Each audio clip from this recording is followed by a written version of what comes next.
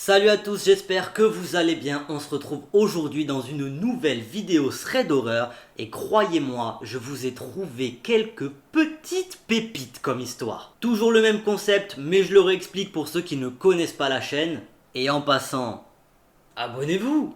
Je vais vous raconter 3 histoires, 2 sont vraies, une est totalement fausse. À vous de me dire laquelle dans les commentaires. Mais cette fois-ci, j'ai réfléchi parce que dans le dernier thread d'horreur, j'ai indirectement donné la réponse dans les commentaires. Ouais, donc j'ai donné la réponse à tout le monde. Cette fois-ci, comme d'hab, vous me dites quelle histoire est la fausse dans les commentaires, mais je donnerai la réponse dans le prochain thread d'horreur. Au moins, pas de problème. Allez, on perd pas plus de temps, installez-vous confortablement, éteignez la lumière, et c'est parti pour les 3 histoires de ce thread d'horreur.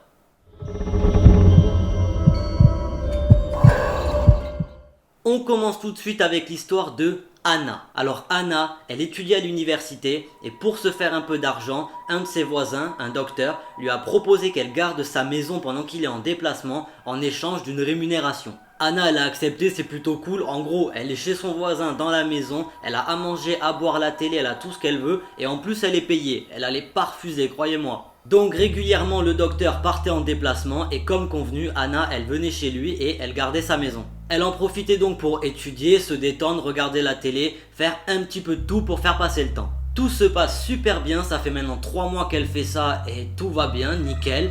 Mais il va y avoir un problème, vous vous en doutez, sinon l'histoire ne serait pas dans ce thread d'horreur. L'histoire commence un samedi. Anna est appelée par le médecin car il doit partir en déplacement pendant 24 heures et il lui demande d'être là pour 10 heures du matin. Jusque là rien de spécial, il s'en va et comme d'habitude Anna elle s'installe et elle commence sa petite routine de gardienne de maison.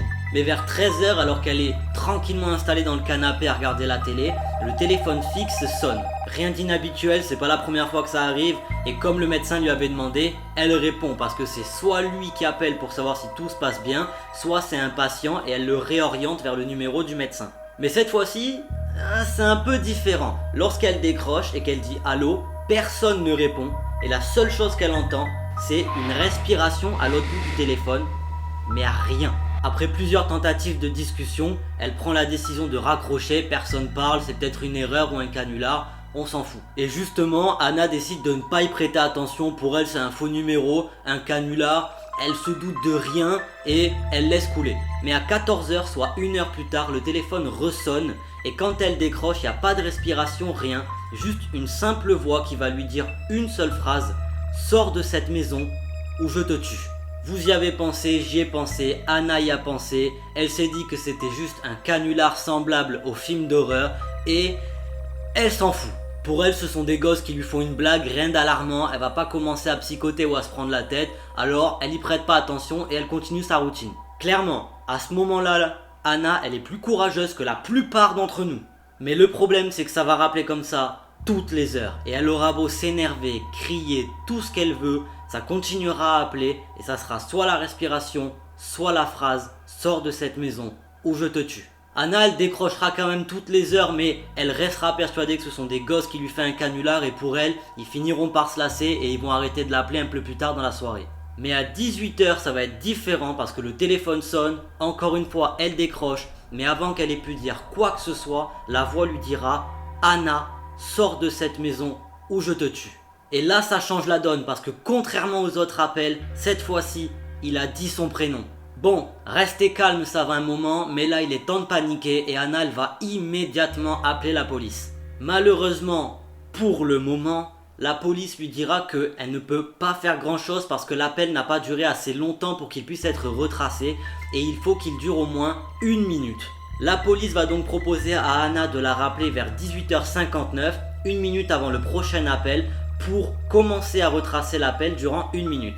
Pour préciser, la voix bizarre appelle sur le fixe de la maison et Anna est au téléphone avec la police avec son portable personnel.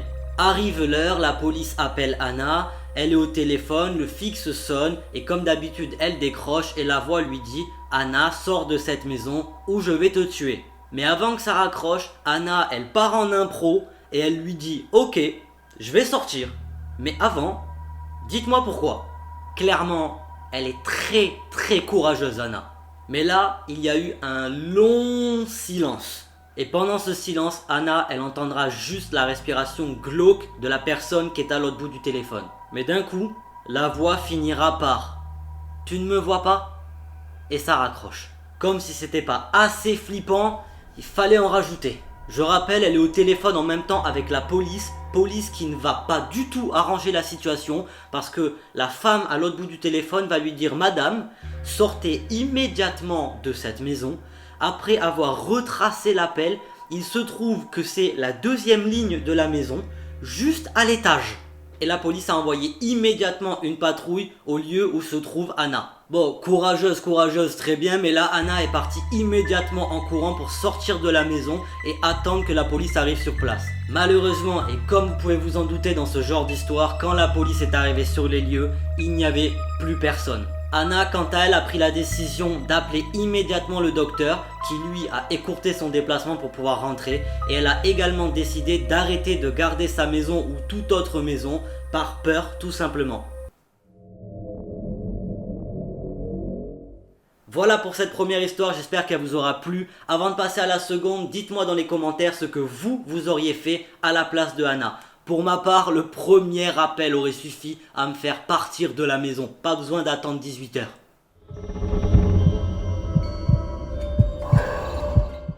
Cette deuxième histoire est assez courte, mais vous allez voir. C'est l'histoire de Julie qui nous explique que quand elle avait 7 ans, sa mère avait l'habitude de faire un jogging matinal et que elle la suivait à côté avec son petit vélo. Ils empruntaient tous les matins le même chemin de terre qui longeait à côté de la voie ferrée et au bout il y avait deux possibilités. Soit ils continuaient vers la voie ferrée, soit ils tournaient à droite et ils arrivaient sur une rue plus passante. Et c'est l'option qu'avait choisi la mère de Julie qui depuis le début refusait de passer par le côté de la voie ferrée. Là-bas il n'y avait plus de maisons, il n'y avait que de vieilles granges abandonnées et à part dire à Julie que c'était dangereux, elle ne lui avait jamais donné aucune explication. Et ce rituel va durer plusieurs années, tout se passe bien et rien à signaler. Mais vous commencez à vous y habituer. À l'âge de 14 ans, Julie doit aller chez une amie à elle, Caroline. Pour y aller, elle peut soit prendre la rue classique, mais c'est plus long, soit passer par le chemin de terre et bifurquer par une autre rue, ce qui est moins long. Et ce trajet, elle le connaît par cœur puisque c'est le chemin qu'elle prend avec sa mère tous les matins depuis qu'elle est petite. Mais arrivée au bout du chemin, elle se rend compte que si elle passait par la voie ferrée, ça serait encore moins long. Et au lieu de se rappeler ce que sa mère lui a dit depuis plusieurs années, elle décide quand même d'emprunter ce raccourci. Elle explique que l'ambiance est vraiment spéciale, on n'entend rien à part le bruit du vent qui passe entre les branches et entre le bois des granges abandonnées. Tout se passe bien mais au bout de 5 minutes elle entend un homme et une femme qui sont en train de se disputer. Bien que l'endroit soit assez étrange pour qu'un couple soit en train de se disputer, elle se dit que ça va et elle décide de continuer à avancer silencieusement pour ne pas se faire remarquer. Mais à peine quelques secondes plus tard, elle entend un bruit de coup de feu. Puis 2, 3 et 4. Et finalement, après ces 4 coups de feu, elle entend l'homme qui se met à rigoler très fort. À ce moment-là, Julie, elle n'a pas réfléchi longtemps. Elle a tapé son meilleur sprint en direction de chez son ami et elle a tout raconté à ses parents. Ils ont directement appelé la police, normal. La police est rendue sur les lieux grâce aux indications de Julie pour retrouver l'endroit exact. Mais arrivés sur place, ils n'ont trouvé personne à part des taches de sang sur le plancher. Une enquête a été lancée, mais ni Julie ni sa famille n'ont été tenus au courant de la suite des événements. Voilà pour cette seconde histoire qui était assez courte mais je l'ai trouvée très intéressante étant donné qu'on peut s'imaginer tous les scénarios qu'on veut. Mauvaise blague, meurtre, mise en scène, malheureusement on n'aura jamais la réponse.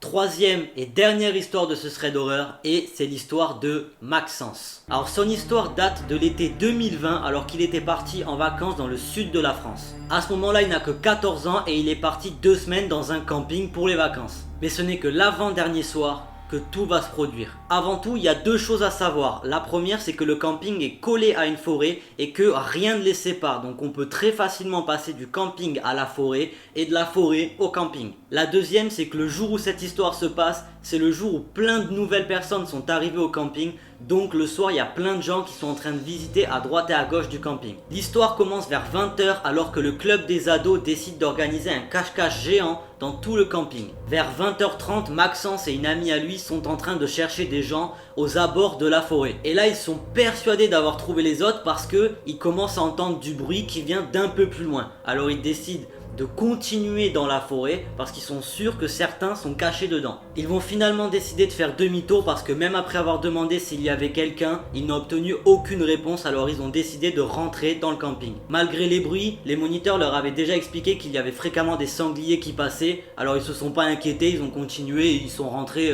à leur tente quoi. Mais vers 22 h, alors que tous les ados se sont réunis vers le bar du camping, ils voient un groupe d'enfants arriver complètement en panique en disant qu'ils ont été poursuivis par un homme. Tout le monde a cru que c'était une mauvaise blague ou qu'ils avaient halluciné, se sont fait des films par rapport à quelqu'un qui était justement en train de visiter le camping. Mais un des enfants va donner une description de l'homme en disant que c'est quelqu'un d'assez grand avec un pantalon noir et un sweat à capuche gris. Malgré tout, les animateurs et les ados se sont pas plus inquiétés que ça et ils ont laissé couler l'affaire. Mais 15 minutes plus tard, un autre groupe arrive en disant la même chose avec la même description que l'homme. Encore une fois, l'animateur n'a pas voulu les prendre au sérieux. D'ailleurs, faudrait peut-être penser à le virer celui-là. Mais cette fois-ci, petite différence, un des enfants a réussi à prendre une vidéo pendant qu'il courait. Et on y voit très clairement un homme leur courir après, assez grand, avec un pantalon noir et un sweat à capuche gris. À partir de là, c'est devenu complètement le chaos dans le camping. D'un côté, on a un animateur en train de réunir tous les enfants et d'appeler leurs parents pour qu'ils viennent les chercher. Et de l'autre côté, on assiste à une véritable chasse à l'homme de la part des ados et des animateurs restants. Au bout d'un long moment, un des groupes partis chercher de son côté revient en disant avoir vu cet homme partir en courant et s'enfoncer un peu plus loin dans la forêt. Ils ne retrouveront jamais sa trace, mais ils ont quand même pris la décision d'arrêter la soirée et de réunir tous les enfants pour que les parents viennent les chercher et qu'ils rentrent chez eux pour leur propre sécurité.